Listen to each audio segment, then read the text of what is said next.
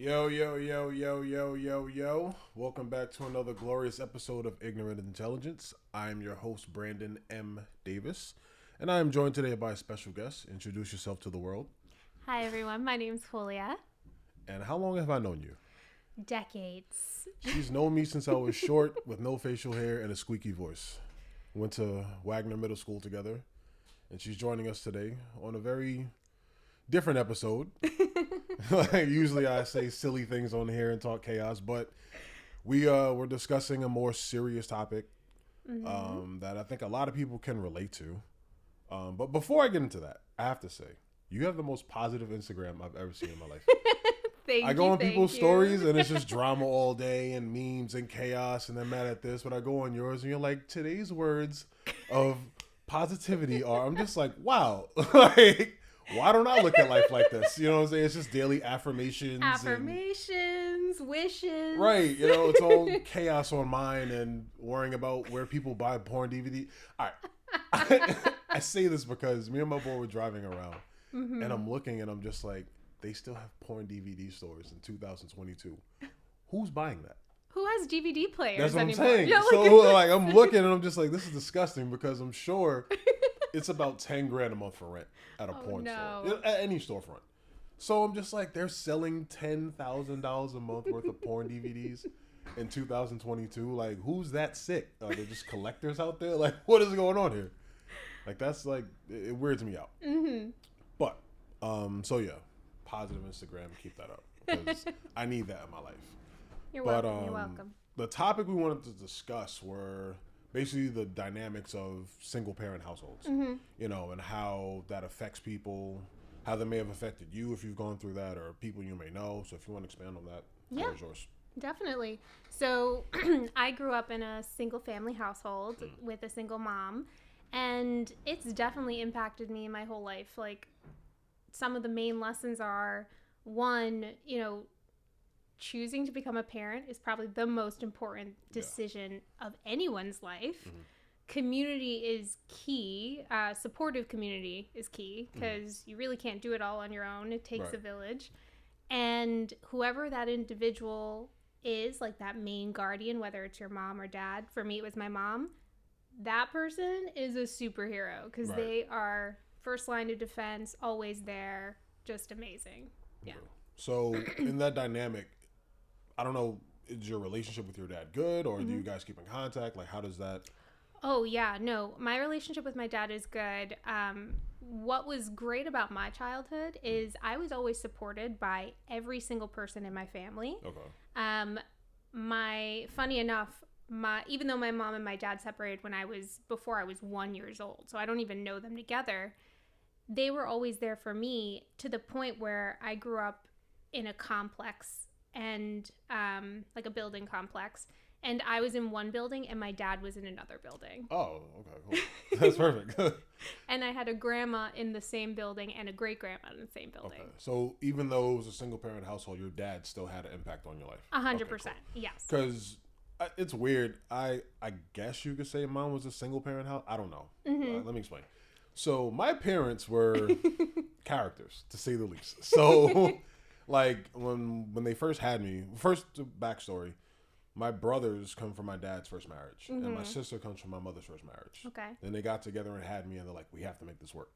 So like when they had me, they were together until I was like 7. Then they broke up. Okay. Right. So after that, I was like, okay, I guess I'm in a single parent household. Then they got back together when I was in middle school. Oh, wow. I just came home one day and my dad's just sitting there. I'm just like, what's going on here? what's up? Like, you know, like, okay.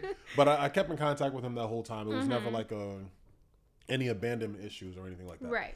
And then through high school, they were together. Then I got to college and they're like, hey, you're an adult now. This isn't working out between us, blah, blah, blah. I'm like, okay, cool, whatever.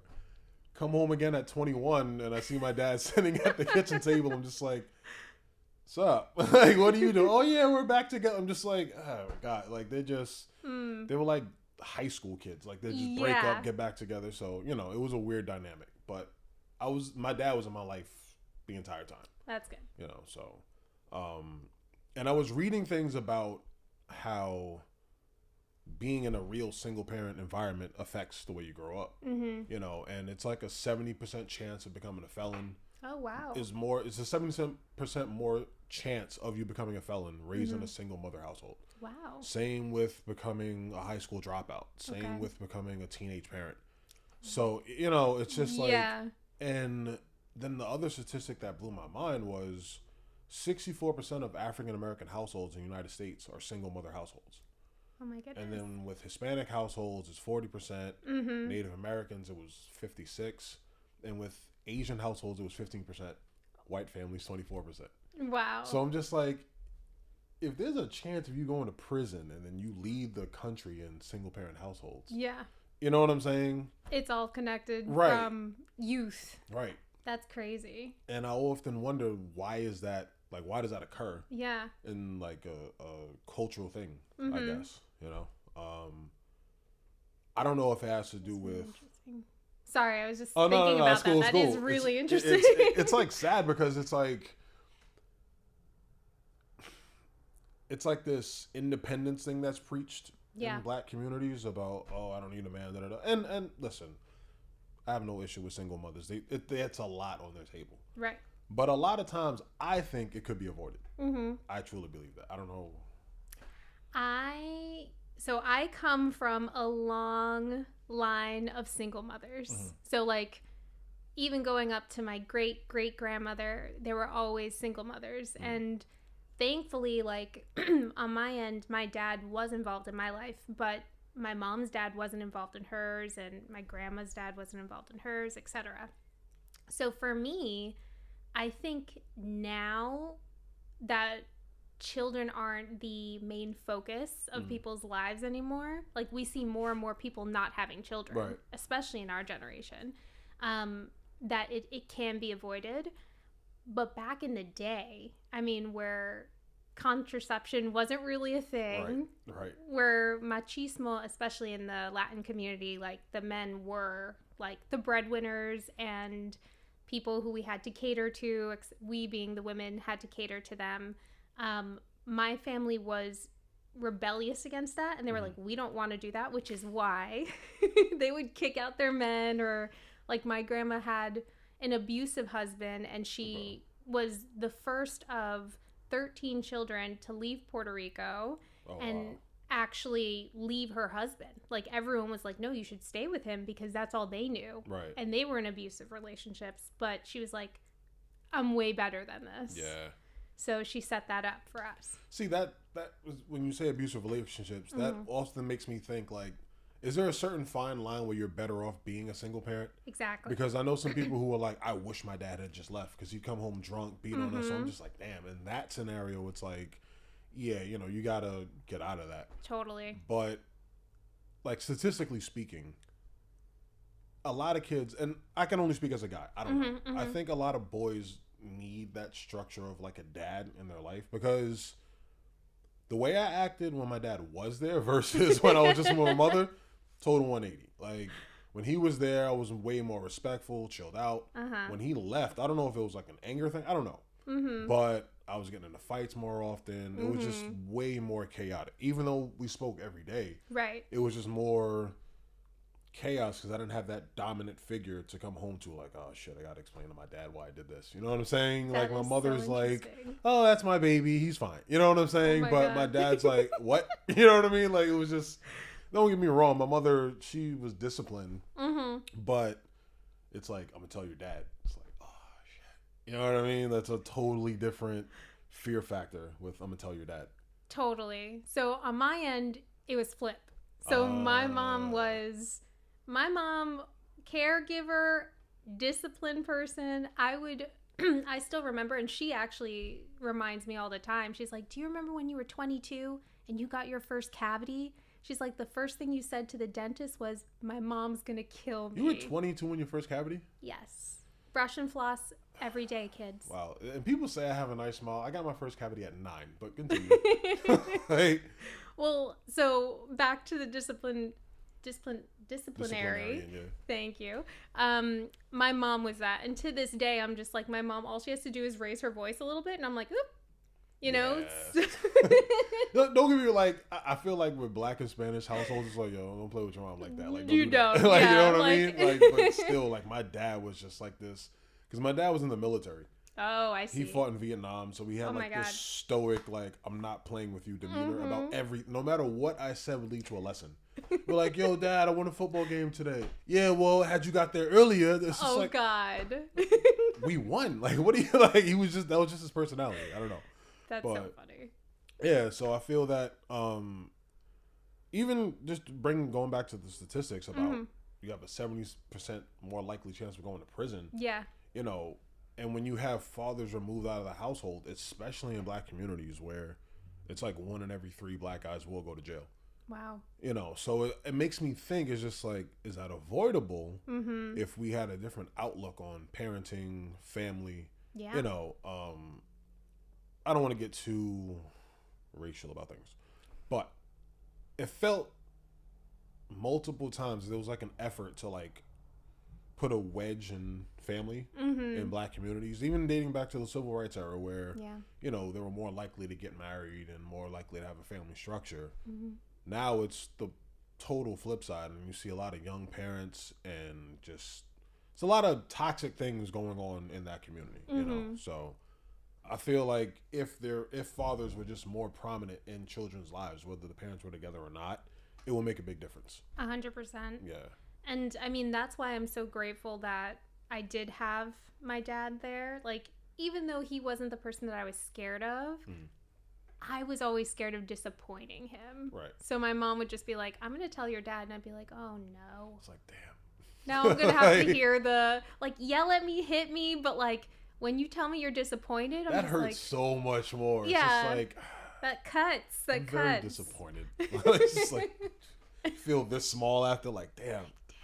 I'll do better next life. No. Yeah, it's a... And then I was seeing about no disrespect to women. They were saying that 80% of women initiate the divorce. Okay, yeah. Why? I can see that. Like, because you don't want to put up with men's shit. Are we that bad? Yes. What is so bad about Well, us? you know what? In the history of my lineage, right? So, like, my great-grandma, a lot of cheating, a lot of abuse, physical abuse. So, like, that in itself that's a reason to leave. Right. Like... Right, no question. No question.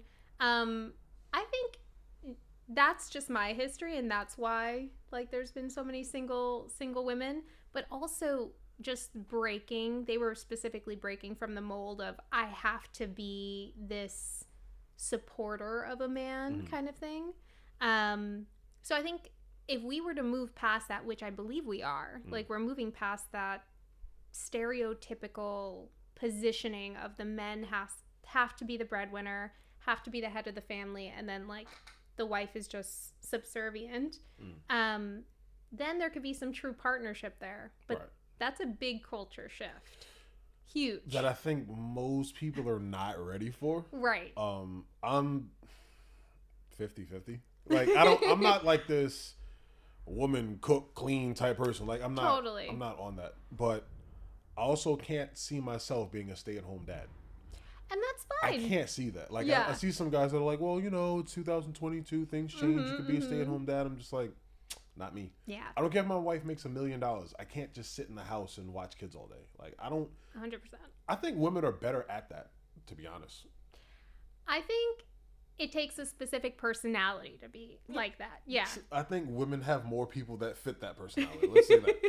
Because women are more patient. That, more understanding, easier to talk to. I feel like a lot of women understand emotions better. Yeah. A lot of guys, we can be very like, look, do what I say and that's it, and I don't have time for this, you know. Right. But those are the guys that are, like, getting divorced. What?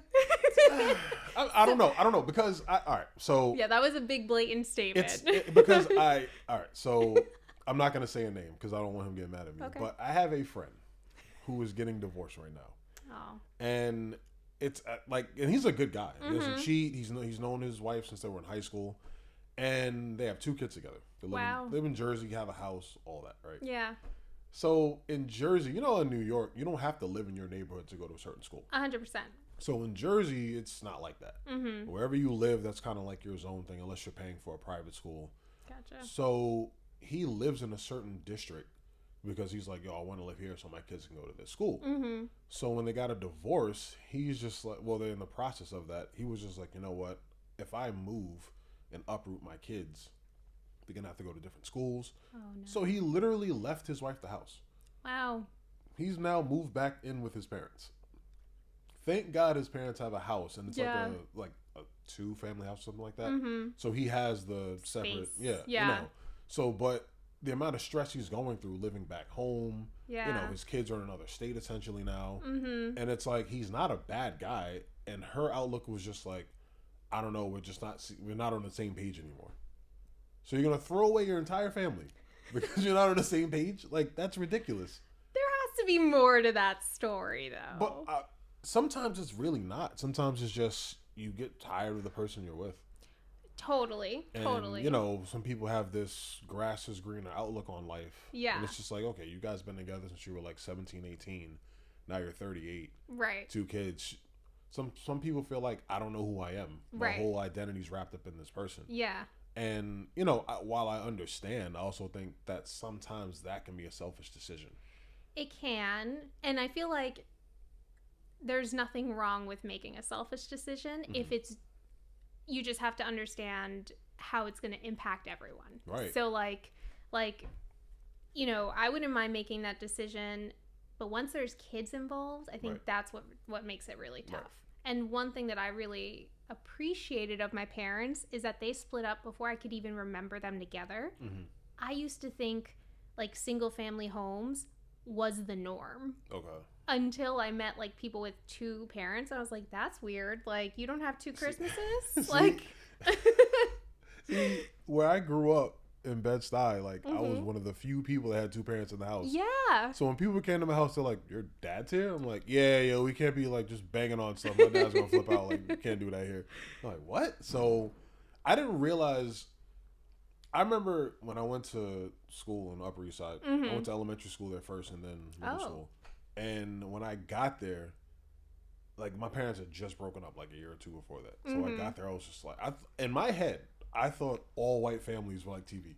Like the Hallmark Channel, like they all sit down and eat breakfast. Then I get there and they're just like, yo, I hate my dad. I'm just like, you're like us. Yeah. Like, you know what I'm saying? Like, you're people too. You guys get it. Like, you know what I'm saying? Like, I really did not know. I really thought everything was just like family and we live in Long Island on the weekends. You know, that's how I thought they lived. I had no idea. So to see that kind of made it a bit easier of a transition dealing with that. But back to it being a selfish decision. Oh, yeah. So that's what I'm saying. They're African American. Yeah. So I'm just like, damn, what now? The chances of the probability of them going to prison is there now. You know, not that. Well, but he would be involved, right? Right, but sometimes when people break up, it was something else I was reading. Like 60% of men lose contact with their kids within 3 years of a divorce. Okay. So, and then you have to wonder in that scenario. She just left him because she wants to find herself. And then he's like stressed out, trying to pay for this, that, mortgage in his name, kids in another state. He may just be like, yo, I want to start another family. And then it's just, you know, the amount of time he spends with them is decreased. Right. You know? And I think that goes into like an individual's character, right? Like you said, he's your friend and he's a nice guy. Right. I don't see him then losing contact with his 2 kids, even if he starts a new one. Yeah, but I also know guys who are good guys, and I see them arguing like over the most ridiculous things with the mother of their children. That's definitely like something that I feel, and even I saw that, like my mom and my dad arguing, and that's something that I think is probably could be triggering for kids. Yeah. To be stuck in the middle of things. And the one thing that I did hear that I actually really liked that came from a white couple, like Dax and Kristen Shepard. Oh, okay. They said that when they argue in front of their kids, they have to make up in front of their kids too, so that the kids can actually see. You got to have the positive and the negative. Exactly. It can't just be chaos and then that's it. Right. So like so there's going to be arguments because we're all human, and like that's another thing to remember is like or what I try and remind myself in many years of therapy talking about my parents, is they're humans too. Right. And like, they're allowed to make selfish decisions. And yeah, it's going to impact me as a child of theirs. And thank you, therapy. But I think everything that a human does, and a human that chooses to be a parent, is going to impact their kid in a positive or a negative way, no matter what they do. Right. So, I mean, all we can do is be our best. And like, if your friends argue, let them talk to their kids afterwards, after they make up. Right. And yeah. In situations like that, especially when emotions are high and you know each other so well and you know how to like dig deep on someone, it leads to a lot of like irreconcilable scenarios where you're not trying to make up. It's just like, oh, you went there, all right, so I'm gonna one up you. Yeah. You know, it's a lack of maturity in a lot of people. Totally. A lack of logic and going based off of emotions instead of really thinking about, you know, because I feel when you have children, you really have to put them first. Right. It's part of the reason why I don't have kids. Same. Because I'm self-aware and I realize I'm a very selfish person. Same. Like, I can just, it's like, I like my freedom. I like being able to say, yo, I'm going to do this tomorrow. I don't want to have to look for a babysitter. Yeah. So I've made a very strong effort to not have children. You know, so when I do, I want to be able to be stable enough to be like, okay, sure, I want to do that, but I need to do this for them. Exactly. You know? Yeah. And I think that's really responsible. And that's also our generation thinking that way. Because like, now we have so many other passions where kids aren't the end goal. Right. They don't really define you anymore. Exactly. A lot of times people were defined by family and this and that. Now we're like, yo, you see this Tinder profile? Yo, you see this podcast I do? Hey, listen, man, I couldn't do this with kids. Yeah. Like, I'd be playing in the park or apple picking right now. Instead of like, you know. I recently got a dog and I was just like, you know what? This is my version of having a child, but I can still leave for a couple hours without getting a babysitter and just, you know, close the door. Like, die if you leave him unattended for 3 hours. You know what I mean? But yeah, I'm with you. I think now there's not really a reason to have children. Right, unless you just want kids. Unless you want them. You know? And then if you want them, you put them first. Right. And you can't have this regret like, oh, you ruined my life. A lot of people have regret to their kids. And I say this to people all the time. Like, a lot of people hate their kids. Like, people don't understand that. Like, it's a sad truth. Yeah, that's sad. A lot of people just wake up every day and hate their children. Yeah. Like, oh, this kid ruined my life because they had him at like 19. Right. You know what I mean? And again, when you have, it's like a weird cycle. Yeah. Going back to like fathers not being there, and the likelihood of you being a teen parent is increased by 70%. If you have a kid as a teen with some guy who's trying to like figure life out, right, the chances of him leaving you are like, you know, astronomical. Yeah, of course. So it's just a cycle that just keeps going and going and going. Well, it's also crazy too because I forget where I read it, but there was a statistic saying that like or a study that said that women's brains don't fully develop until they're 24. So even on the flip, like a teen mom, like she's still developing. She still doesn't know who she is. She's a child. Yeah, she's a child. And I mean, that's why I think it's really interesting that people in our generation are like freezing their eggs or waiting until much older to have kids to the point where they need to have science intervention like IVF and stuff. Because that to me, and I'm going to go sci-fi geek, when you put that much effort, like IVF, freezing your eggs, all of this stuff, when you actually do that, which is time intensive, very expensive, like very intentional, you are intentionally having a child, and therefore you are going to, like, I'm assuming, big assumption, that they are going to put them first. But people who might accidentally whoopsie have a child. Yeah. It's like, this was not in the plan. This was not in the plan. I was going to be a rapper. I mean, and you could always pivot, but I do like that intentional aspect of it. Right. Yeah. I get worried when medicine gets too involved in kids. Because I think there's got to be some weird side effect to all this stuff. It's just like, I don't know. Like, worried a bunch of Ted Bundys are going to get born from all these medications. Like, it's just a little troublesome. It's the one thing that I think is fascinating about it, because I have several friends that have done it and are doing it, is that you can get to choose, like, basically take out the genetic disorders. Like, it's only healthy embryos at that point. And that to me is like, wow, like. So when you say the genetic disorders, what do you could just, if they have bipolar, you can see it and you could just like splice that out? Ooh, I don't know about that granularity. Oh, okay. That would be really cool. Right. It was like no more dysfunctional no more anxiety. People. Like it. No, I don't know about that, but I think it's more like autism and stuff. See, autism is a tough one because on one end they may require more attention, right? But there was this girl who was autistic, and I know you don't eat meat, but this is gonna sound a little aggressive.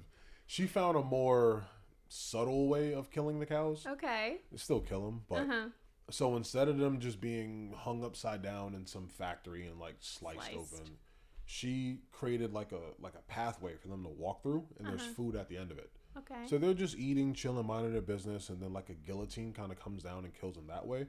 The upside is there's less cortisol and stress hormones in their blood. Okay. So that doesn't get sent out to people. Right. Because, you kind of are what you eat. Right. So a lot of animals, they're left for themselves, stressed out before you kill them. Yeah. So that enters their bloodstream. We consume that. Yeah. So her outlook saw that. So cool. It's like, damn, if we got rid of autistic people, that would have never occurred. Totally. You know totally. I get what you're saying. But, yeah. I think that's one of the things that they can splice out, but I don't know.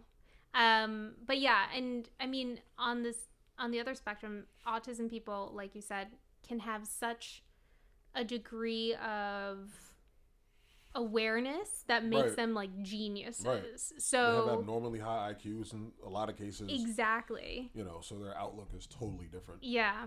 So that might have been a bad example, but no, but you know what I meant. Right. I don't want y'all coming at me. Throw you under the bus. Yeah, like she hates autism. Like, no, I don't. That's not what she meant. Relax. Like she's a good person. Chill. Thanks. I have positive quotes on my Instagram. Daily affirmation. We all need. No, I'm sorry. But that would be kind of cool. Like you can just splice out any real chaos. Like, cause I was on my way here, and this woman literally.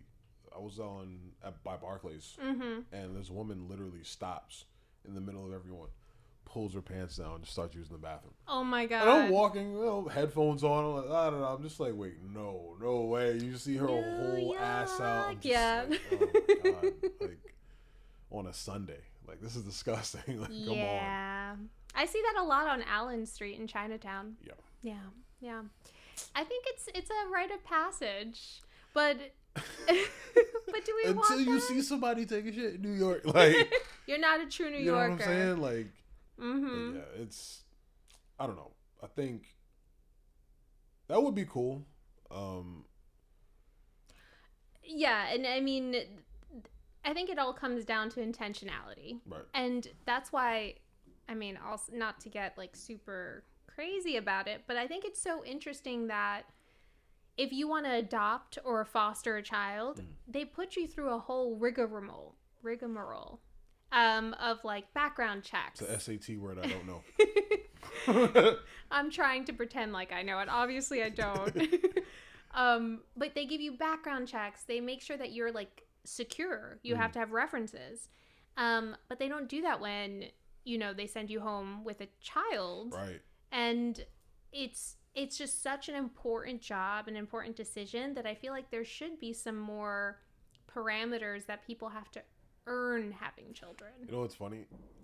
Sometimes I sit around and just think of the stupidest ideas. I'm like, yo, how great would it be if everybody was born sterile and you had to like perform tasks to pass a test in order to qualify to be a parent? Wait a second, did I tell you about my sci-fi book idea?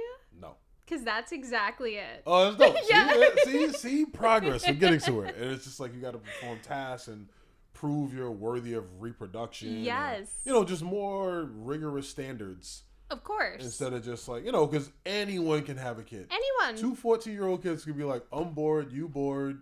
Let's do it. Like, let's see what happens, like, and that's a scary thought. I remember when I was like 14, 15, stupid things. But yeah, I think that if everyone was born sterile and there was like a certain pill or like a chip you get when you're like at a certain qualification, you can Yeah. just reproduce. I think that would be kind of cool to see. It would be. Yeah. And I mean, this is going to get crazy because if this happens in 30 years, like they can pinpoint it to this moment right here. But it just makes sense that you have to prove that you could be a parent Right. versus, you know, all of the stuff that's happening now with so many kids in foster care or like, you know, there's a lot of people now that can't have kids and they're spending so much money on science to get kids. When there's all these kids that need homes and love. Because a lot of people look at them like, I don't want to take this one. Exactly. You know, it's a lot of layers you got to peel back on that onion. It's 100%. Like, you know, abandonment issues. They may have been abused. Mm-hmm. They may have There's spent time in a juvenile center. So by the time you get them, it's just like, you got to build trust with them. Yeah. You got to unpack just a lot of things. So they're just like, I'd rather just keep taking these shots. Right. You know? Keep like, taking these shots. Start fresh. Exactly. I want someone that looks like me. And I get it. Right. Like, I get it. That makes sense. I mean, I might be doing that in a couple years myself, you know? But one thing... Adopting or... I'm actually, like, on the fence of all of it. Because I'm just like, do I want a kid? If I want a kid, would I adopt? I know I for sure would love to adopt. Okay.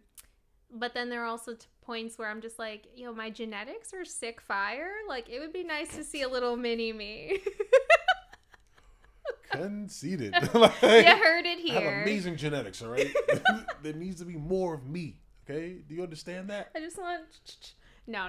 I mean, but it is pretty interesting to see. Like, I see, like, my friends' kids, and I'm like, that's a little you. I can see your face in there, right. And that's adorable. I don't know if we need more me's running around.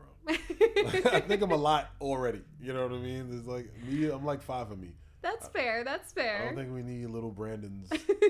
You remember me when I was younger. I was terrible. Yeah, he was adorable. I was a domestic terrorist. But well, would you ever consider adoption? I don't know. I guess my outlook is different as a guy because a lot of times, certain circumstances, women can't have children. Right. So if I was in a scenario like that, and I was married, and I was just like, okay, my wife can't have kids, then that would be an option. Totally. But you know, since I'm a mid-30s guy right now, and I can have children till I'm about 70, you know, which is another reason why we need to all be sterile. Like we out here, you know. What I mean? Yeah. So that's tough. I don't think I'd make a good parent right now. I don't think I know enough yet. Okay. I think I need to see more stuff, and then I'm just like, okay, now I'm ready to teach somebody something. I hear that. You know what I mean? I don't want to just be goofing around and doing what I do, and then I have a kid that I have to, you know, that's my child for life.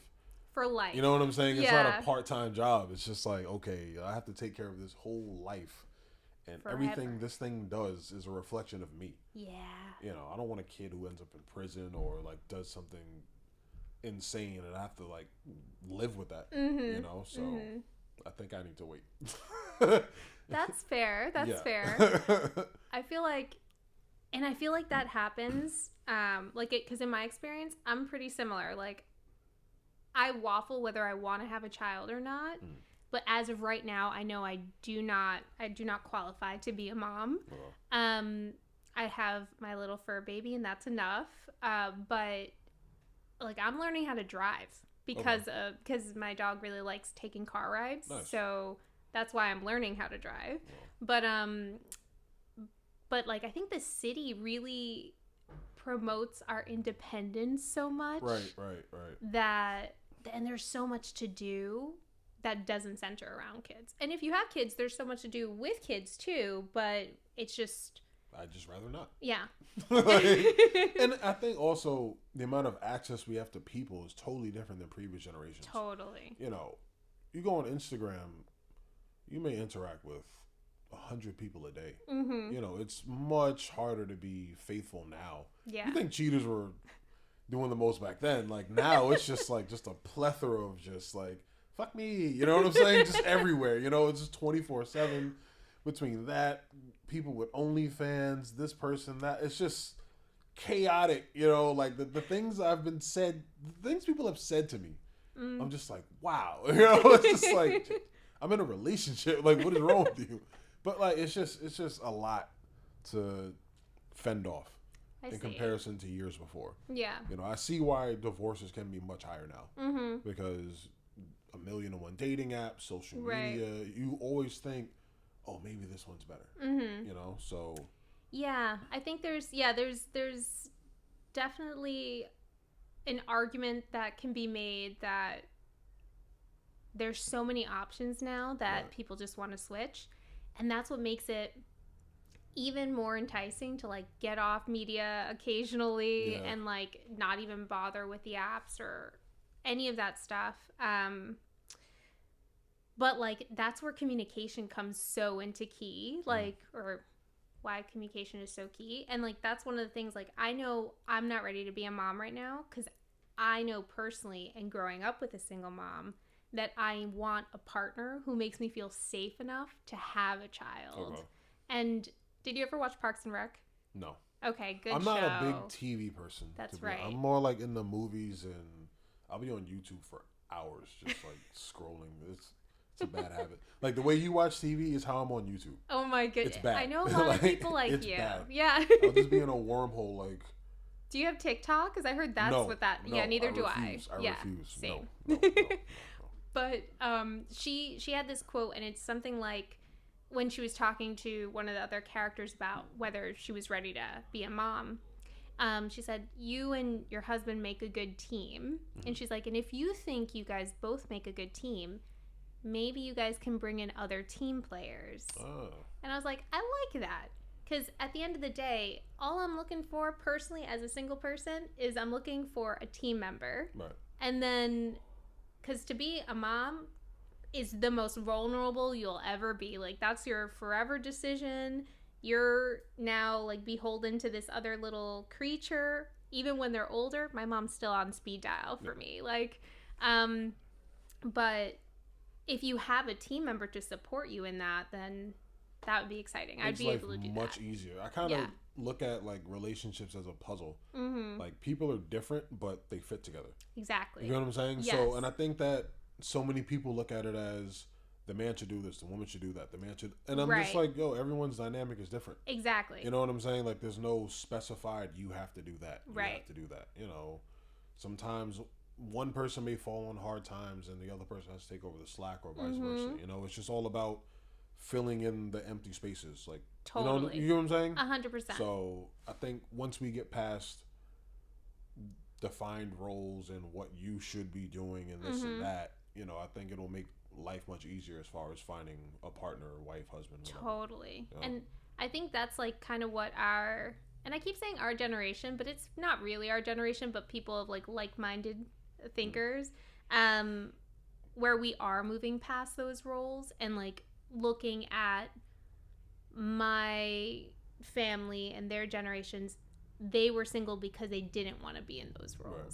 So I think the reason you say our generation, because it happens so often in our generation. It does, yeah. And it was just like women who, and I'm not shooting down women, get your money, go to school, you know. You know what I'm saying? Like, don't be just laying around doing nothing. But they were saying that like women who make their own money and go to college and further their education are less likely to get married, because essentially they don't need a partner, right, you know. And I forgot, my boy was telling me, he was like, by 2030 70% of American women will be single.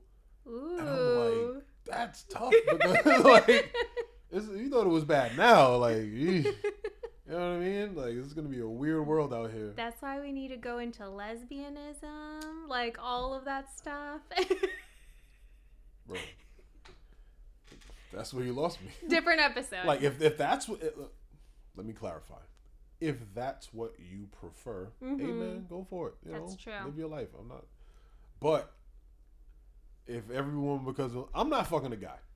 So if there's like, so, you know, cause and effect. Totally. If all the women are going to the women, I'm not looking at my boy like, well, you know what I mean? Like, ain't gonna suck itself, bro. Like, well, you know what's interesting, actually, even thinking about that? So back in the day, like way, way back in the day, when people used to live in communities, right? And like the women were always that community for one another. Like, and even seeing it here, like if my mom wasn't available, it would be my grandma next. Right. Yeah, and then it would be my paternal grandma, and then my great grandma, and then it'd be my dad.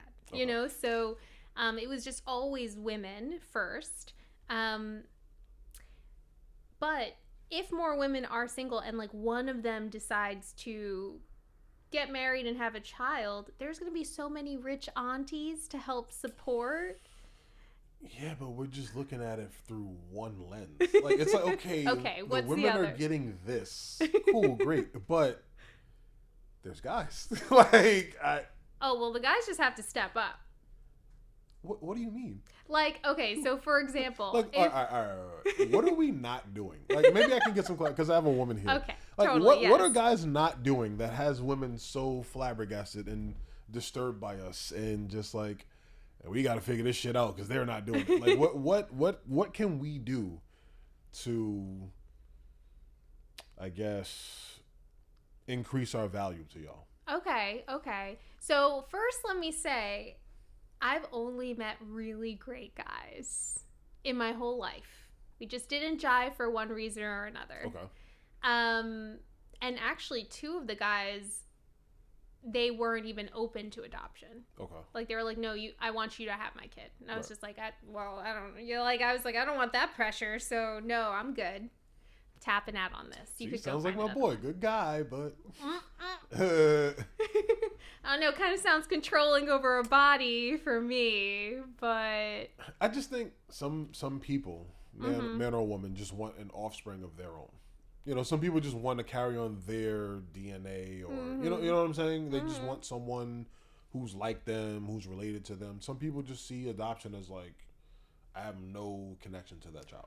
Totally, and I think it takes a person, a specific personality to adopt, to foster, and it's basically, I'm going to be a parent even if this isn't my genetics. Right. And that's huge. And it's not for everyone, but for the people that it's for, it's beautiful. Right.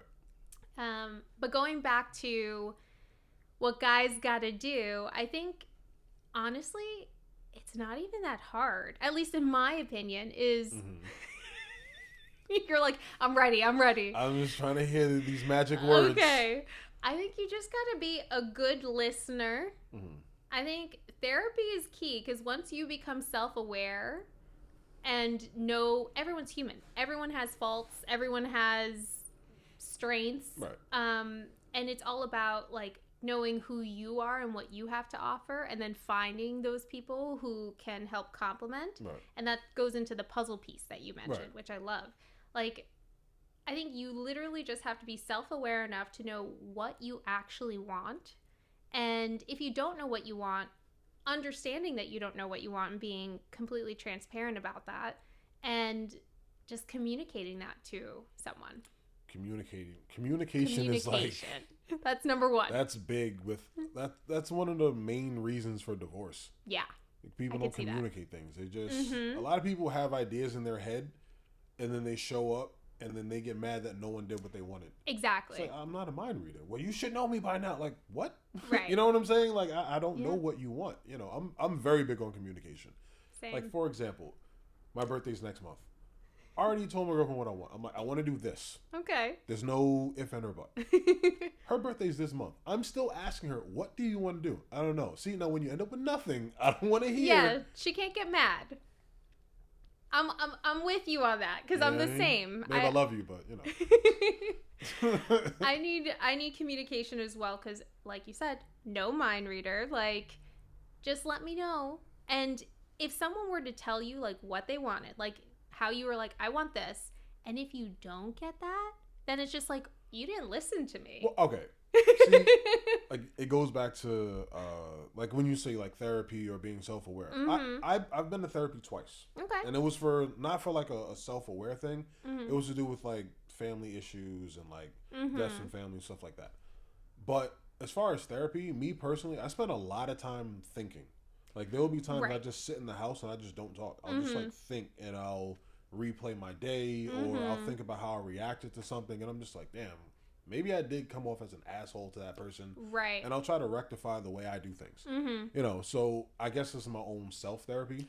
Yeah. You know, but I try to be aware of my presence around other people, or I'll ask people how they felt about how I did something. You know, I'm not just, it's my way or the highway, shut up. You know what I'm saying? Right. And I think, yeah, and let me preface, like, I totally think that that's therapy. Like, it's self-therapy, like you mentioned. Because actually going to therapy, that you have to have money to go to therapy or like, really good insurance. So how much is the copay? Yeah. It's just like I'm thankful that my past couple jobs have given us access to a counselor, which is basically a therapist. Right. And every single week I'm just like, hey, it's me again. So but I also journal, and like when I don't have access to that, I think what it comes down to is like what you just mentioned, self-reflection. Right. Thinking about it, journaling, talking to a friend about it, like whatever therapy is to you, but being self-aware is definitely the first step in being in any relationship. Yeah, see, I'm aware of my problems in relationships. My number one problem in a relationship. If you're watching a movie with me, I'm going to pause the movie a lot. Because do you talk during movies? No, during the movie I don't talk. Okay. Like if we're at the movies, I'll shut up the entire time. Okay. But how come you pause? If we're watching a movie at home and I'll see something that's just like people are taking at face value, and I see what they're trying to do, I'll be like, nah, hold up. So oh no. Like, I'm like, wait, did you just see what happened? That doesn't bother you? Like, what do you mean? No. Like, all right, we'll talk about this after the movie. Right? And I'll just be like disturbed because I'll never forget, we were watching this movie and it was like this, it was an Indian movie. Like it was Indian people, but they spoke English, you know, regular Americans. Right. And the guy, he had said, she was marrying a white guy. Okay. And he was just like, you know, growing up, white men saw me as like nothing, And I know a guy who was trying to date this Indian girl. He was black, and the family was like, I don't know. And, you know, they were like Indian Muslim, and he's Muslim. Okay. And they were still just like, I don't know. I'm like, yo, you see this? Like, so the guy who oppressed him, like, they're cool with that. But, like, my boy, like, and my girl's just like, what are you talking about? Yeah, it's just like, this just got deep. That's a flaw I have. I have to stop doing that. Like, I have to stop thinking everyone thinks how I think, and I have to stop pausing movies. I'm aware of that. You know, so I think that's a part of just being a human in general. Totally. Just realizing what you do wrong or a flaw you have, you know? Totally. And I think what's important too, and something that I have learned so much about myself, is because I always romanticize relationships.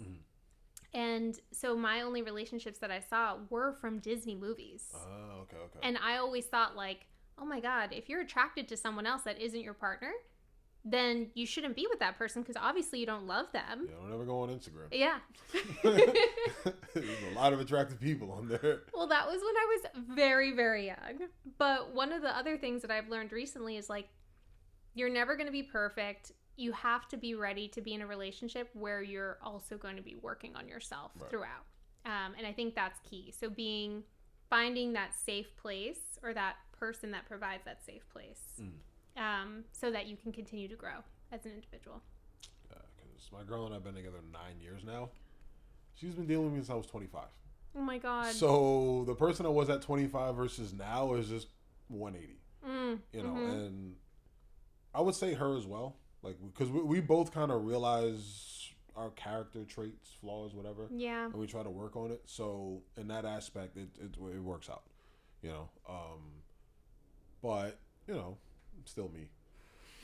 That's key, though. As long as you're comfortable with yourself. Right. You know, I tell people all the time, don't change for someone, change for yourself. Exactly. You know, and I think even with therapy, a lot of people just go. And I'm like, dude, you're still the same person. Like, you haven't changed anything to better yourself. Like, at the end of the day, it's like, you have to fix this. Right. Doesn't matter how many times you say it out loud. Like, what are you going to do to change that? Yeah. You know, and when I realized that, I was just like, I don't think I need to go because I know what's wrong with me and I just need to fix it, you know? That's fair. Yeah. And I feel like as long as you get that person, so you know that, you know what some areas of improvement are. Oh yeah.